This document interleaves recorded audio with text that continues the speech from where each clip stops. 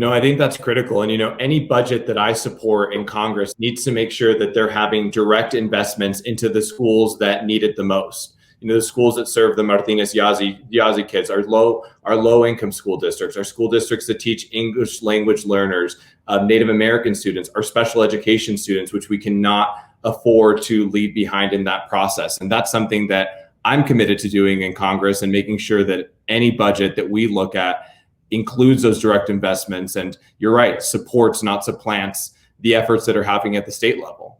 But I also think that, the federal government is not taking adequate responsibility when it comes to achieving the goals that we are setting out for our education system. So I appreciate that perspective.